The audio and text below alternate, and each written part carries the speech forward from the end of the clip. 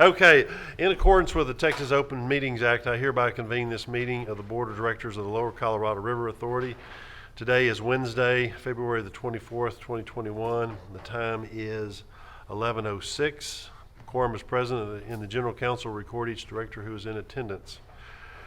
The public may view the open session portions of the meetings via live stream and make comments to the Board of Directors via the telephone. We will be taking any and all public comments by telephone after our pledges of allegiance and invocation. So at this time, we'll stand for our Pledge of Allegiance. First to the American flag. I pledge allegiance to the flag of the United States of America, and to the republic for which it stands, one nation, under God, indivisible, with liberty and justice for all. Honor the Texas flag. I pledge allegiance to thee, Texas, one state, under God, one and indivisible. Okay, at this time, I'd like to ask Director Whitten to lead us in an invocation.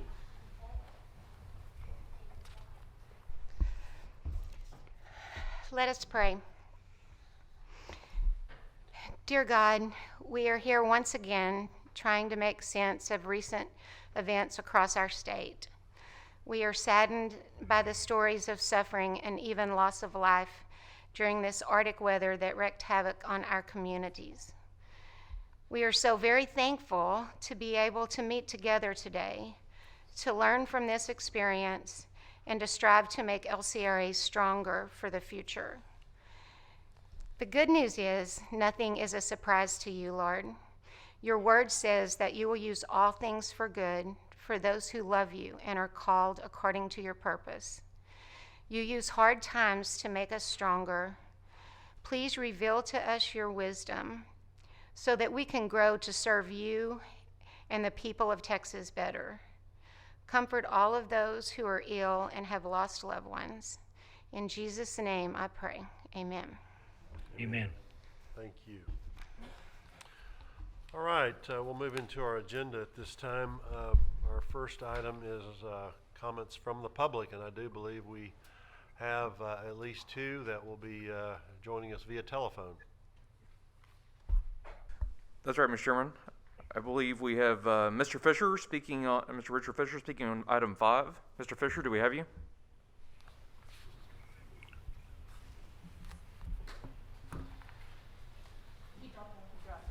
Okay. And try again. Okay. Okay, he hung up, so we'll go into the next. Miss Nancy Davis speaking on behalf of herself. Miss Davis, are you there? Yes. Please not go only ahead. myself, but my neighbors, sir. And I just want to say that I don't quite understand what happened other than what I've read on the news and what people have told me. And it just seems to me that this could have been avoided. I believe, unfortunately, we have a Trojan horse in our state, and hopefully we get control of it. Otherwise, I don't believe we will be a red state anymore. Okay? Thank you for listening. Thank you for those comments. Mr. President, I don't believe this would have happened. Thank you. I'm sorry, Davis, does that conclude your comments?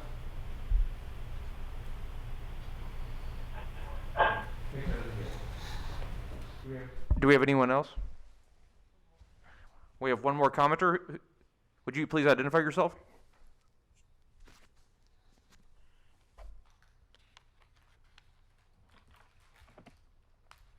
One more commenter. Is there someone on the line?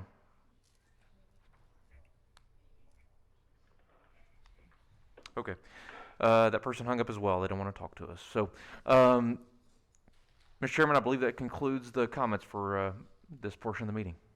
Okay, thank you. All right, at this time, we will move into our general manager's update, and it should be interesting. So I'll turn it over to Mr. Wilson. Thank you, Mr. Chairman and members of the board. It's been a long week.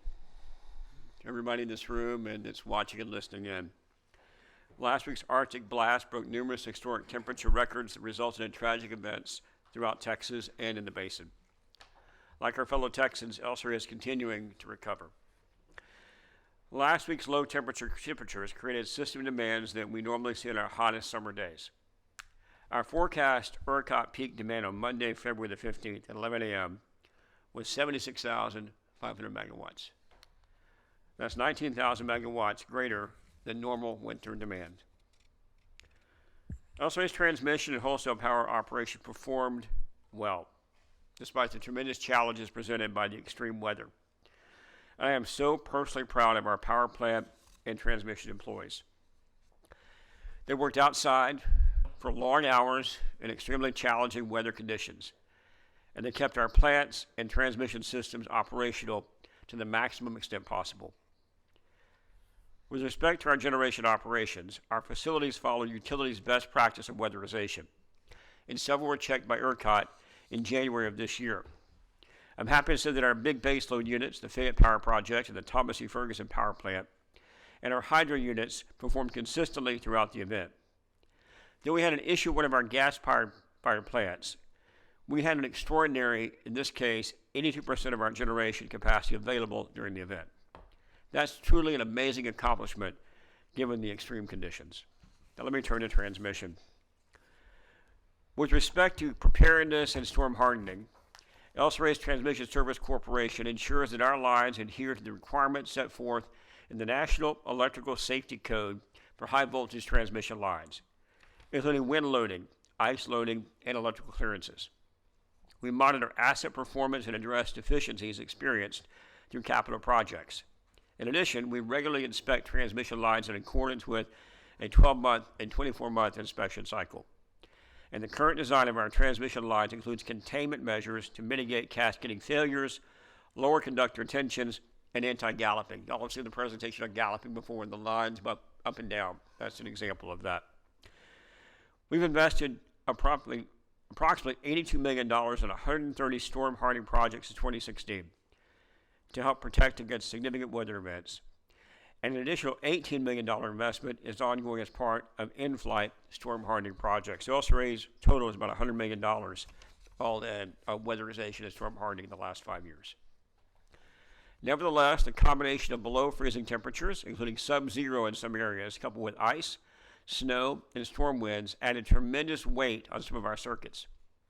Our transmission operators experienced 29 circuit outages out of 371 named circuits, which is about 8% of our circuits, 26 of which have been restored.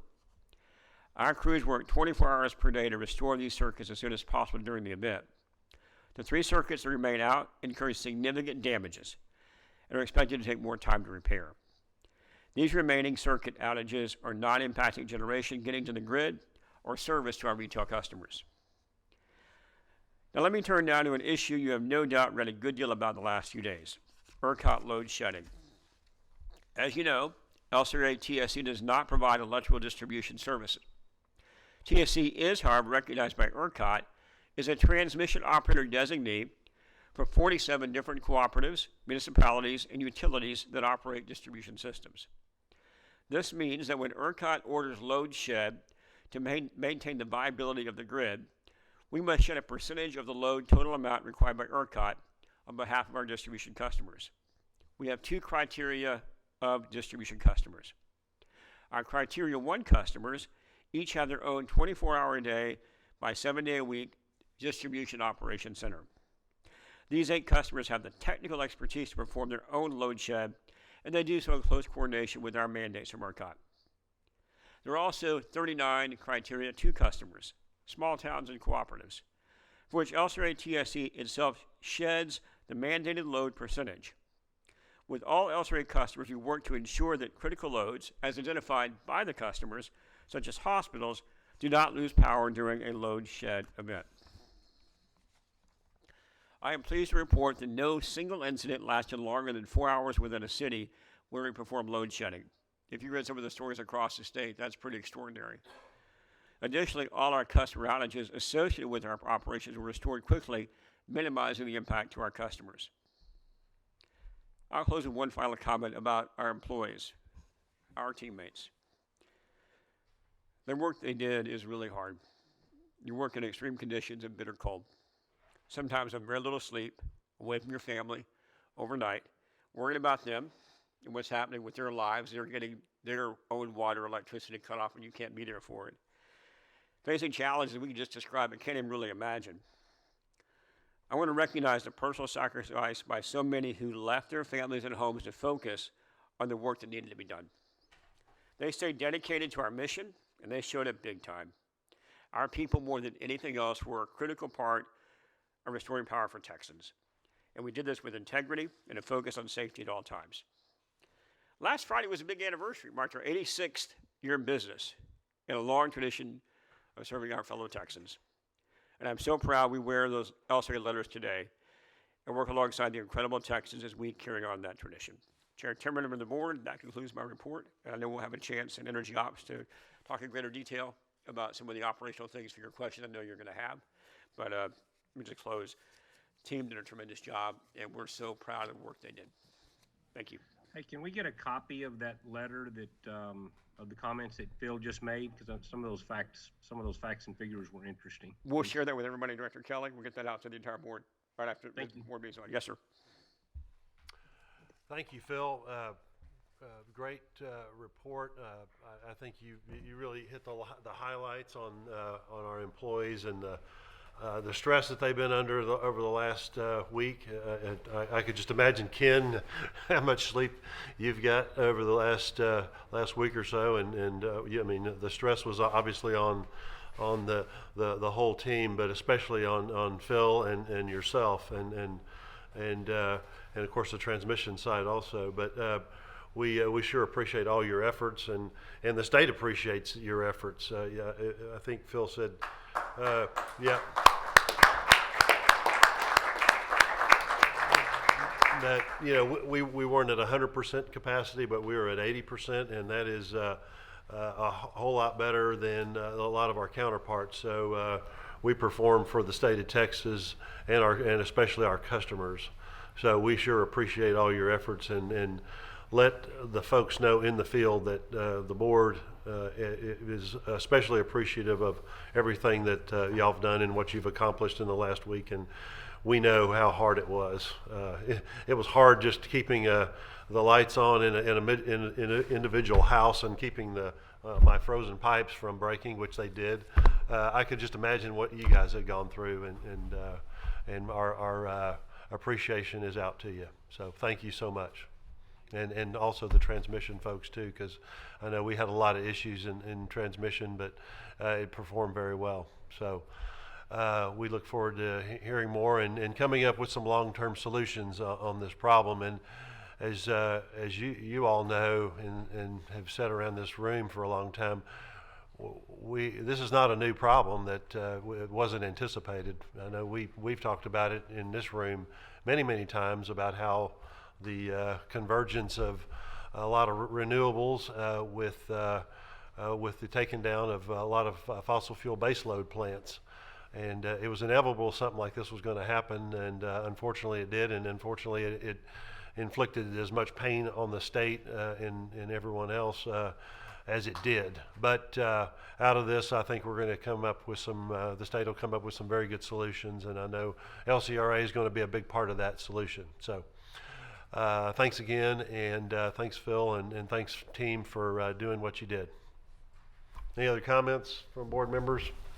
I think at some point we need to just have an appreciation day from the board to all the employees, because everybody played a huge hand in helping their coworkers and just getting through the last 2 weeks, not being able to get out of your driveway or whatever it may have been. Everyone was here, maybe not physically, but mentally and on your computer at home, helping everybody else support. So that's my is maybe we ought to have an appreciation day for all our employees. I absolutely agree, and also like to call out Kristen and all the efforts on the transmission side. I know that was stressful for everyone, but especially Ken and Kristen and the teams that they operate in. So thank you all, and the board sincerely appreciates all the efforts on behalf of the people of the state of Texas. All right, any other comments? Okay, well, let's move into our agenda. Let's go to item number 2, land lease at Arbuckle Reservoir site in Wharton County. And Mark, you taking this? Yes, with John. Great. Excellent. Thank you, Or Mr. John Chairman. first, okay. Good morning. We'll kick off three discussion items, or 3 action items today that have to do with long-term leases. These are 3 items that we've briefed the board on in more detail in the last meeting. The first one we'll take up is a lease for leasing 650 acres at the Arbuckle Reservoir to a solar provider, and I'll let Mark walk through the details of that. Thank you, John. Good morning, Chair Timmerman, members of the board. Morning.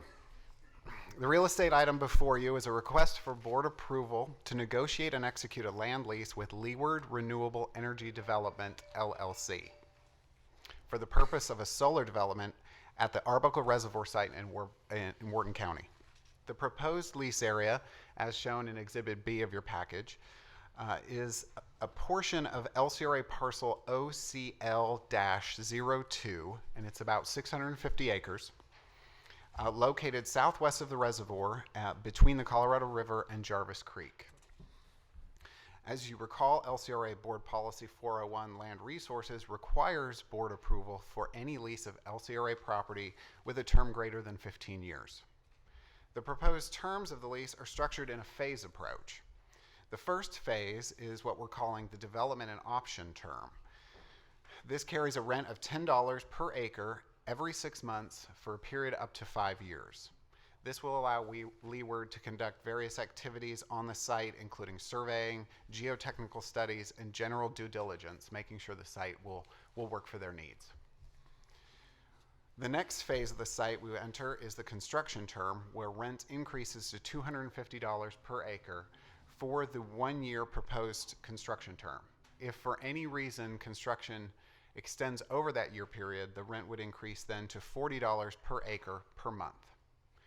With that completed, we then enter what we're calling the production phase of the lease, where rent will increase to $500 per acre for a 20-year term plus two 5-year options for a total of 30 years.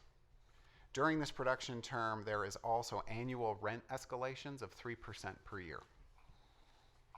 The tenant will be responsible for 100% of the vegetation management and mowing on the site, as well as maintaining and building a fence around any solar equipment.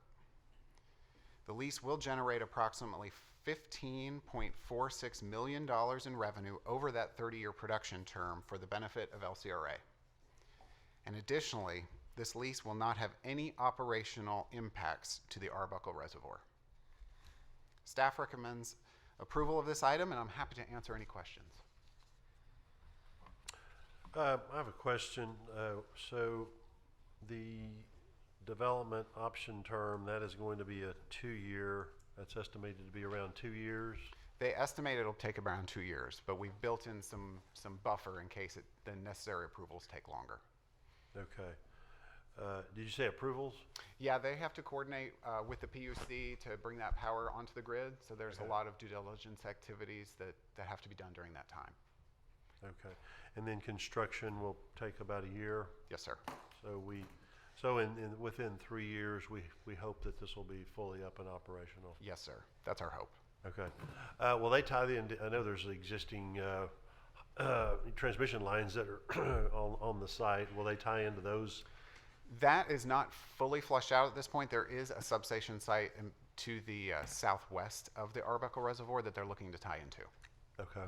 Which is off of our site. So they'll be coordinating to reach that substation outside of this lease. Okay. All right. Well, I mean, I think this is a great news story for LCRA, and we have excess property on Arbuckle, and we will hopefully generate $15.5 million worth of revenue off of it over the next 30 years. So, what a great news story for this site and for LCRA. That was my question. Also, is there other land that we look to develop in this nature? I don't have a lot of area that's as large, and that's typically what solar farms are in need of. So this is unique. You know, What do they look for? 1,000 acres? Yeah, the more the better.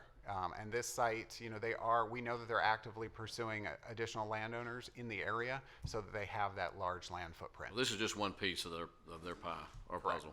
Okay. We're seeing that. I think We're seeing that in our home county. They're piecing together 8,000 acres in Brown County right now. Not this company, but For solar or wind? solar. Wind won't go to Brown County. We've knocked them out, but solar will. Yeah. And we have some naysayers. You know, there's always naysayers who don't want it, but there's some ranchers that are fixing to make a lot of money in Brown County. That's so. And it's coming to San Saba as well, and I'm working with a group trying to do that, and it's a long process that they have to, where are they in that process? Because they had to go to the county judge, they have to get all these revenue bond, you know, and so they give letters of intent that are not binding. And that was the concern. We wanted to make sure that we had board approval for, you know, the long term, to make sure that they felt comfortable moving through that, you know, So they're just beginning that They process? sure are. They sure Okay. are. Yep. We've been talking to them for over a year to kind of get where we are today. So I know that they've been starting the process. I'm just not sure how far along they actually have moved. What happens at the end of 30 years? Well, we have terms built into the lease that we can require them to remove all infrastructure that they've put in, or at LCRA's option, leave it. So not knowing what the future may hold for solar and what those panels look like in the future, we wanted to make sure that we had that flexibility. Yeah. But we would end up owning those at the termination of the lease, or, like I said, They put requiring it back them to like it remove was, yeah. Yep. So, guys, those panels aren't gonna last 30 years. No. And at the end of that 30 years, so if y'all know what's in, surely y'all have done the research as to see all the nasty chemicals and stuff that are inside those solar panels. I mean, that's considered hazardous waste. So hazardous waste is very expensive to dispose of now. You can imagine what it's gonna be like in 25 or 30 years. So there's got to be something baked into this deal where there's an escrow account or a fund or some kind of insurance or bond or something where if this company goes broke or something like that, or if they just close the doors and leave, that they will be responsible for taking down those panels and disposing of them. Judge Kelly, otherwise- that's a great point. We'll make sure that's 650 acres of panels is, I mean, I can't imagine how many millions of dollars it would cost to pull them up and dispose of them. Judge Kelly, this is Phil. I completely agree with that, and we'll make sure as we're looking at the contract, right now, they're having the option to do their reservation to kick the tires on the deal. But if and when we get to that, we'll make sure we have our rights protected so we're not left with anything that can be harmful to our property that way, whether it's an escrow account or some other indemnification. I mean, there's already a couple of smaller solar panel farms, or solar farms, I guess they're called, around here that one of them was damaged in a straight line windstorm that we had a couple, 3 years ago. And it's been non-functioning since then, and it just sits there. I mean, and, you know, I guess the company can't afford to fix it or won't fix it or what. And so it's just an eyesore as you drive up and down 3013. So anyway. Absolutely great, and I think you're spot on, and we'll make sure that we're doing whatever deal that Mark goes and does post kicking the tires. We have ourselves protected appropriately. Okay. Absolutely. I think they're working across the river too with Pierce Ranch and a bunch. I'm not sure Phil or Mark or whoever, but y'all are missing the big picture. Once they fence it off, does Phil get to kill all the hogs by helicopter? I mean, is that part of the deal, or how's that going to work out? You can come along. Hopefully. Well, better get a big copter then. See what? Yeah, you bet. And yeah, I had a rancher friend over in Pierce Ranch, Ricky Robinson, wanted to know if he could. He just asked me last week if he could lease that land because his cattle are over there all the time anyway. So they swim the river or walk across the river. So anyway, interesting. Okay, any other questions or comment?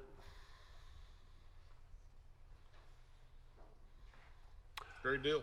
Okay, let's we'll accept a motion. All right, we have a motion from Martha Lee, and second, George Russell. Also, everyone that's on Zoom, when you vote, raise your hand, okay, one way or the other. All right, any further discussion? All in favor say aye. Or raise your hand. There we go. All right, unanimous on the screen. All right, any opposed? All right, motion carries. Okay, brings us to item number 3. We have a couple leases here. This is Camp Chautauqua. John, you going to lead out with this? Sure. Thank you, Mr. Chairman. I'll kick us off on this. The next 2 items we've briefed the board in some more detail in our last meeting. We will cover a few items about this in executive session today, but Margo will walk through these. The first of the 2 is Camp Chautauqua, another long-term lease in this context to generate long-term revenue to support LCRA and our parks activities. Good morning, Chair Timmerman and members of the board.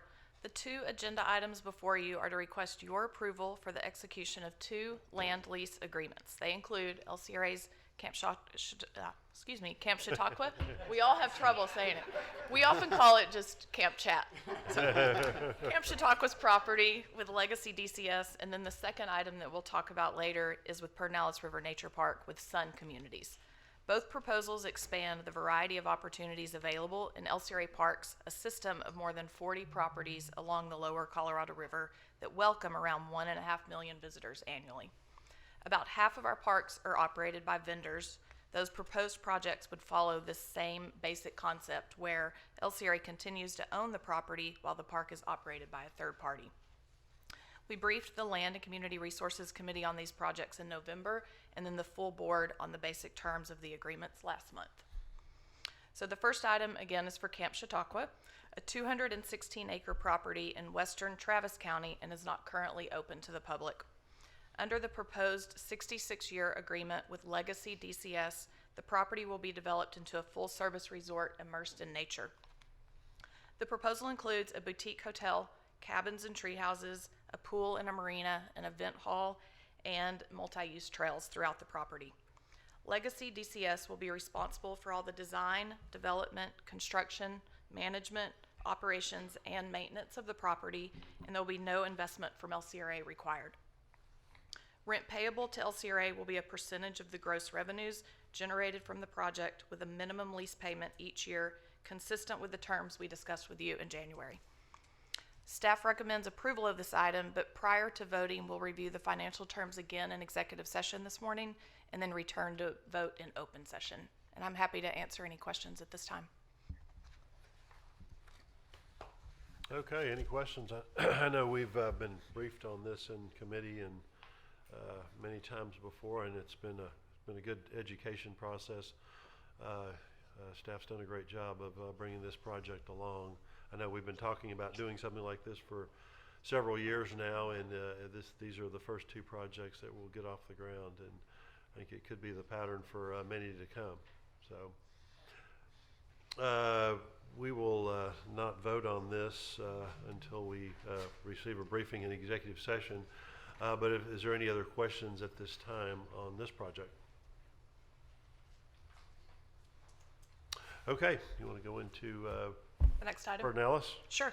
The next item is for Perdinalis River Nature Park, a 223-acre property in Blanco County in Johnson City, and is currently operated by LCRA as a day-use park. Sun Communities has proposed a 50-year lease agreement for an RV-centric resort development including RV spaces and overnight accommodations from yurts and safari tents to tree houses, a cafe, a teaching kitchen, and an event hall. Day-use visitors will still be able to enjoy this property for a nominal fee. Sun Communities will also be responsible for the design, development, construction, management, operations, and maintenance of the property, and there will not be an investment from LCRA as well. Rent payable to LCRA will be a percentage of the gross revenues generated from the project with a minimum lease payment each year, consistent with those terms that we shared with you in January. And staff does recommend approval of this item as well, but prior to voting, we'll review the financials in executive session. And we're happy to answer any questions you may have at this time. Okay, any questions? Okay, thank you. Okay, thank you. Okay, that brings us to item number 5, and this is a consideration of a moratorium on commercial dredge mining activities and related permit applications. And I believe Mr. Hoffman's going to take this. Tom? Mr. Chairman, I think we're going to go in executive session. Okay, yeah, is there any and discussion discuss the to- legal aspects, and then we will come back out and have a discussion regarding the issue. So I think Okay. we'll address an executive session first. Okay, so we will not talk about this in open session at this time? That's right. Mr. Hoffman will present on it in open session after our executive session. Okay. All right. Yeah, I know the board's going to get legal advice on this proposed moratorium in executive session. So. Yes, sir. All right. Anything else we need to cover in open session at this time? Not at this time, no, sir. We'll come back out, but that's right. Great. Okay. So at this time, we will now go into executive session of the LCRA Board of Directors pursuant to sections 551.071, 551.072, and 551.086 of the Texas Open Meetings Act. Today's date is Wednesday, February the 24th, 2021, and the time is 11:37. Okay. Okay. We have concluded the executive session of the LCRA Board of Directors and now return to open session. Today's date is Wednesday, February the 24th, 2021, and the time is 1:59. At this time, we have several items for consideration by the LCRA Board of Directors. Okay, we need to have a motion on the Camp Chautauqua. Who wants to make that motion? Okay. We have the motion, and this is for the lease for long-term lease with on Camp Chautauqua. So we have George making the motion and Bobby making the second. Any further discussion? All in favor, say aye. Aye. Aye. Raise your hand. All right. Aye. Ray, you're good? Okay. All right. Any opposed? Okay, motion carries. Next action item is lease on Perdinalis River Nature Park. Okay, Director Berger makes the motion, and we have the second, Bart Johnson. Any further discussion? Okay, all in favor say aye. Aye. Any opposed? Same sign. All right, motion carries. Thank you. Okay, our next item is moratorium on commercial dredge mining activities and related permit applications. Good afternoon, directors. With the recent receipt of and preliminary review of an application for a permit for a commercial dredge and fill sand mining operation up on Lake LBJ, staff has determined that our Highland Lakes Watershed Ordinance does not address operations of this nature. There's no evidence that the board that adopted the Highland Lakes Watershed Ordinance back in 2006 or any of the precursor ordinances before that in 1989 or 1992 ever intended or authorized the regulation of a commercial dredge-based mining operation. And because of this, staff recommends that the Highland Lakes Watershed Ordinance and any other applicable LCRA regulations and guidance be revised to address specifically commercial dredge mining operations in the Highland Lakes. Staff also recommends that the LCRA Board implement a moratorium on accepting any new applications, reviewing pending applications, and issuing permits for commercial mining of sand and other materials from the lake bed of any of the Highland Lakes. Now, this moratorium is being proposed to allow staff the time to develop recommendations and any necessary amendments to the ordinance and any other applicable LCRA regulations to obtain guidance resulting from those recommendations and to obtain input from interested stakeholders and parties. The moratorium before you will be effective through February the 24th, 2022. Now, this action is not intended to apply to applications for dredge and fill activities related to such things as retaining walls or shore stabilization, boat docks and marinas related to residential condominiums and office complexes or golf courses, or any of those types of retail businesses, or this is non-commercial dredge and fill activities like that. While the moratorium's in effect, staff will review the potential impacts from these types of operations, coordinate with other governmental entities who have applicable jurisdiction over these types of dredge and fill mining activities. We'll conduct a public input process and propose specific guidelines and or regulations for future applications and projects.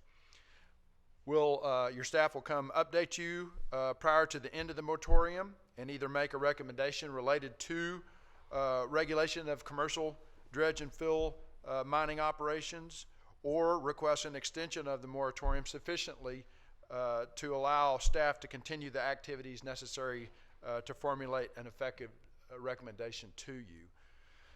Please note that our agenda item and the supporting materials have been updated and should be in front of you. I'm happy to answer any questions you may have.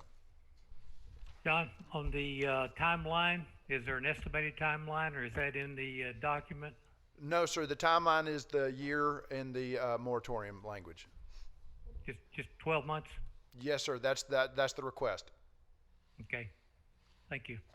John, if we authorize this moratorium, will that provide staff with the opportunity to protect the quality of the water in the Highland Lakes to make sure that that's done?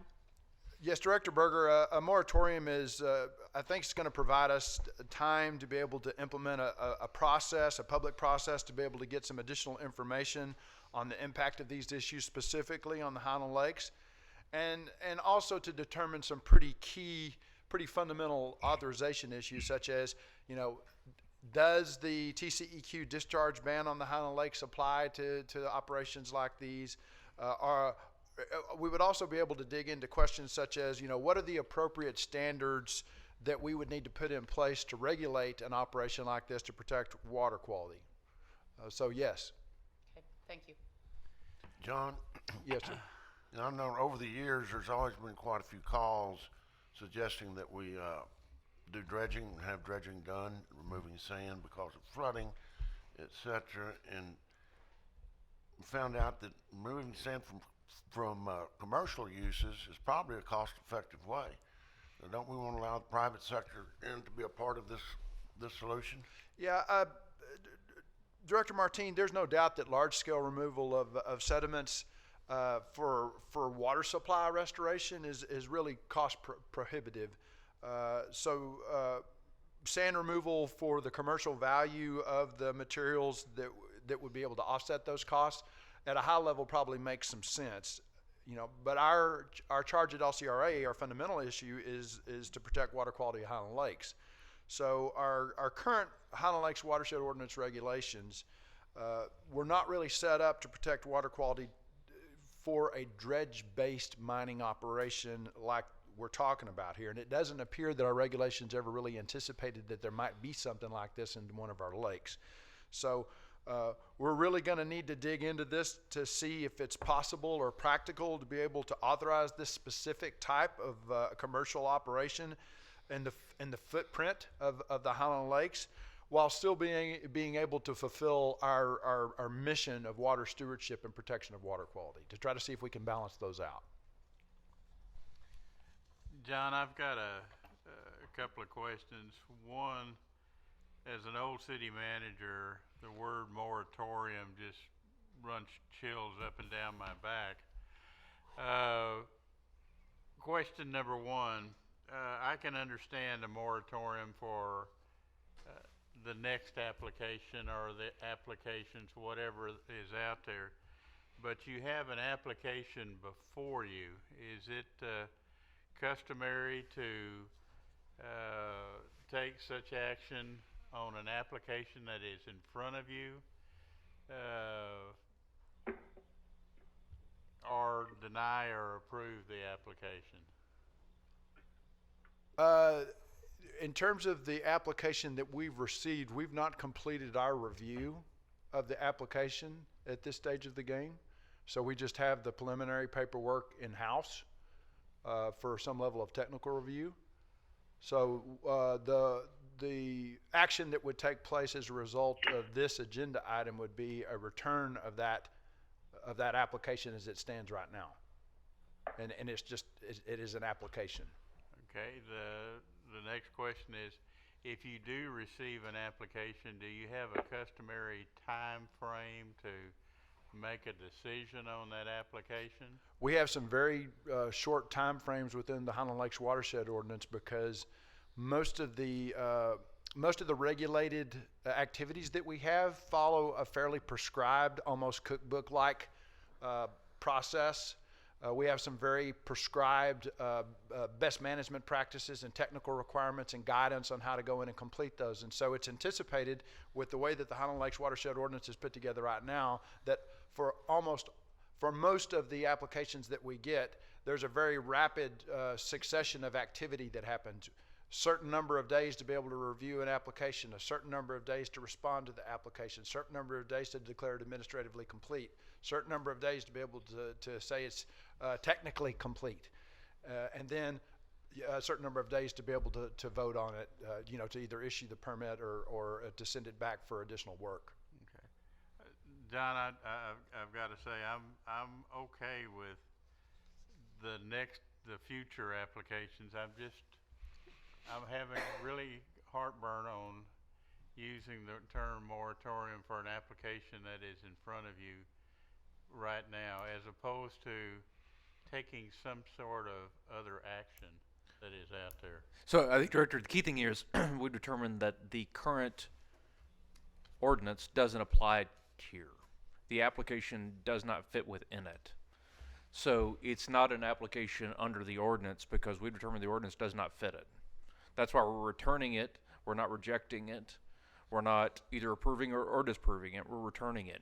And the key thing here for us is to be able to evaluate that ordinance to determine if something like this what needs to be revised to allow something like this to occur and for us to protect water quality or other issues associated with it, right? Whether this ordinance should ever contemplate something like this, but that's ultimately a decision for y'all and this board.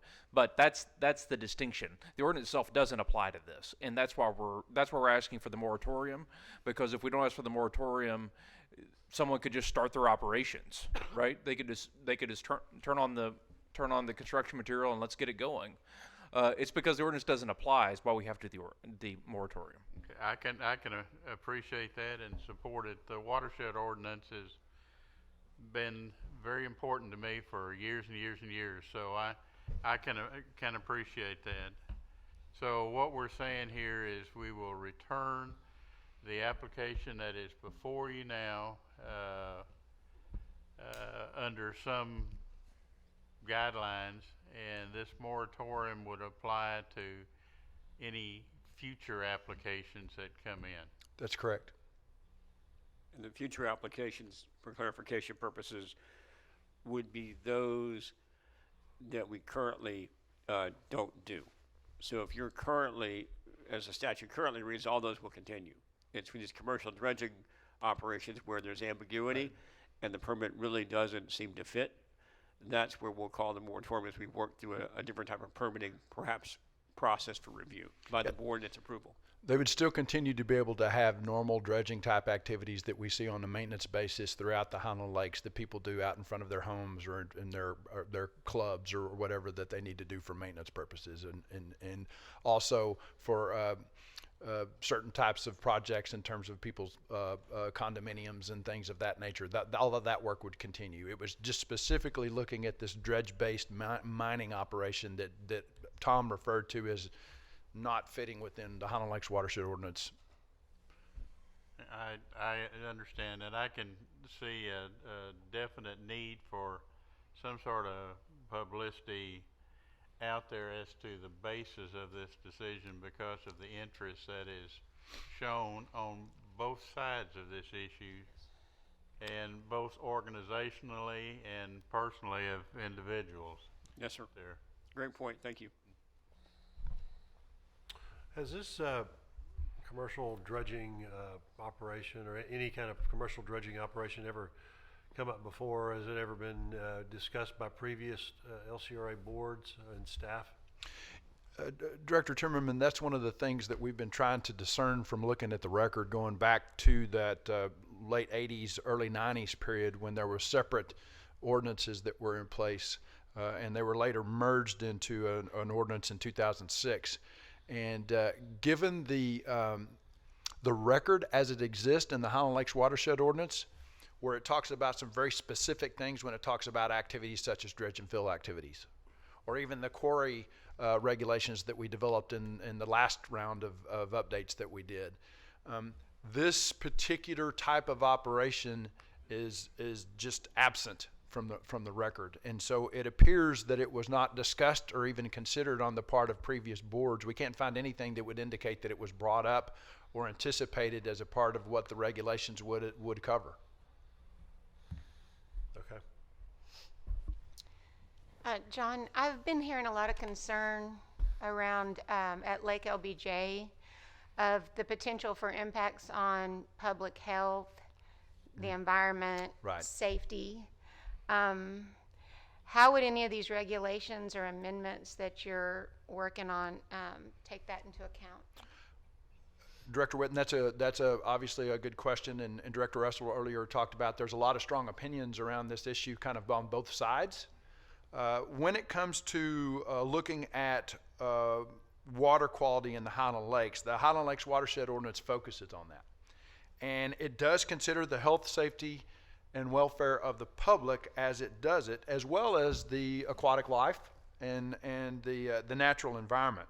So any new language that we would come up with, any type of new regulatory program that we would come up with, would have to begin with that as a baseline.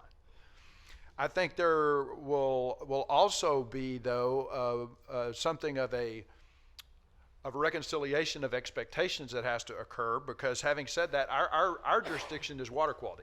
Our jurisdiction is our stewardship of the Highland Lakes. Our regulations don't consider such things as zoning and land use, traffic,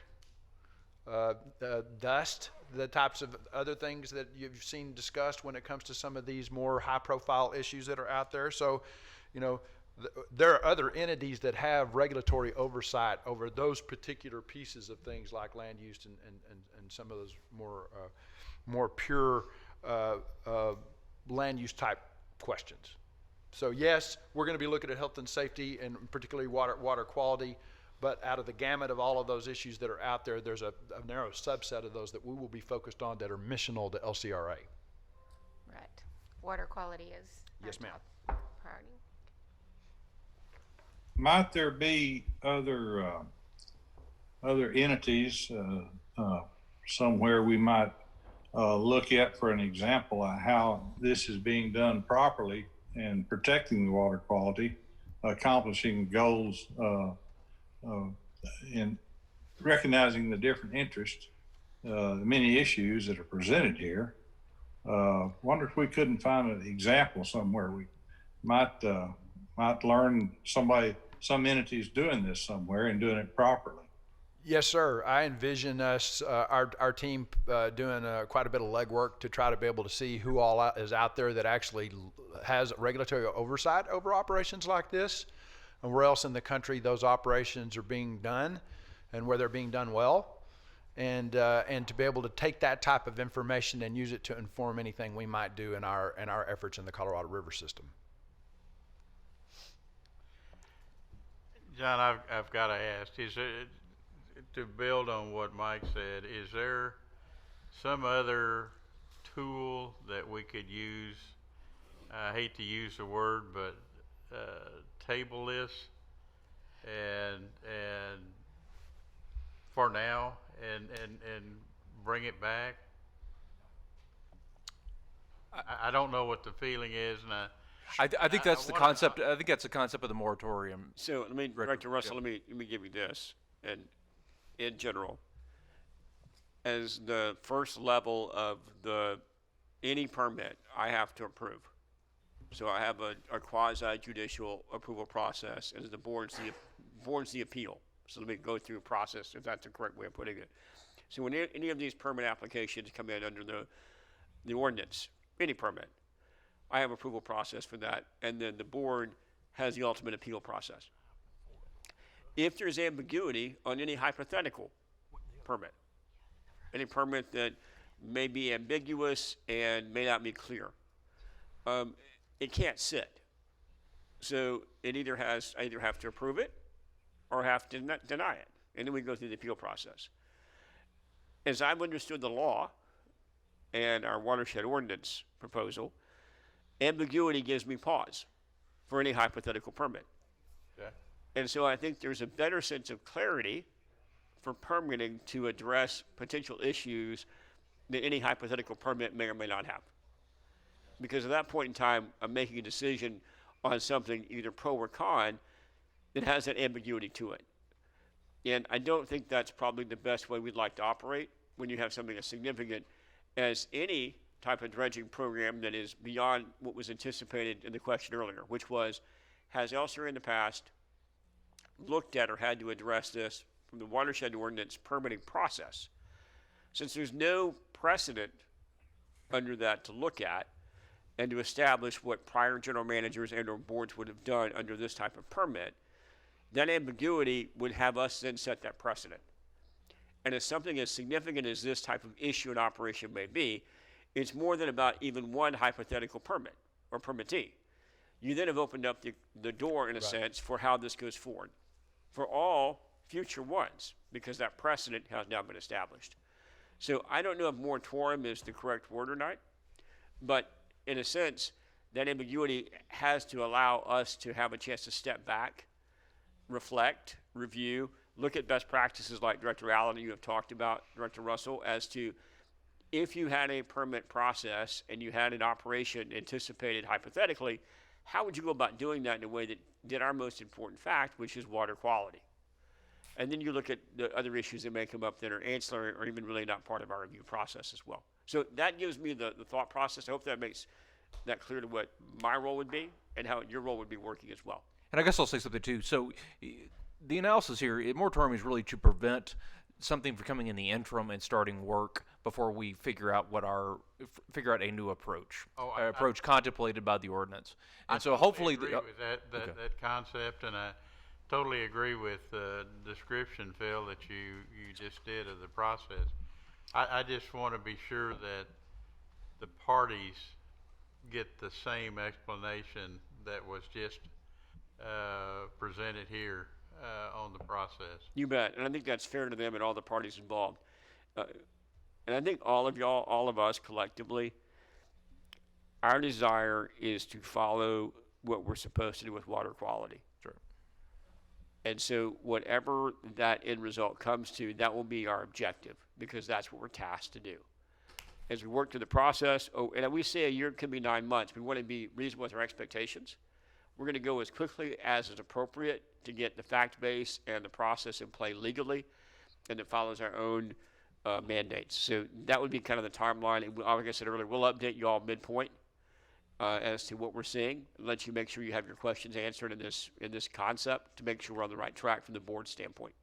Mr. Chairman, I'd like to make a motion on item 5, moratorium on commercial dredging mining activities, as read under section 8503.004 of the Texas Special District Local Laws Code provides. Motion to proceed with moratorium. Okay. I have a second. Motion and a second. Any further discussion? One thing I would like to point out, I did get a message from County Judge Oakley from Burnett County. And Burnett County is opposed to this moratorium. I just wanted to let that be known. Also, I understand the process that we need to take to do this. I think it makes sense. What I would like to do is minimize the time. I know we've got a year baked into this motion, which is fine, but I would like to see it progress faster than that. And the sooner the better. I think this gets resolved. I think the better. So yes, sir. Understood. We'll attempt to make this, like I said, as appropriate and as fast as we can put those two things together. Okay. You bet. Okay. Motion and second. Do we have any further discussion? Okay. All those in favor say aye. Aye. Aye. Any opposed? Aye. Okay. Any opposed? Okay. All right, motion carries.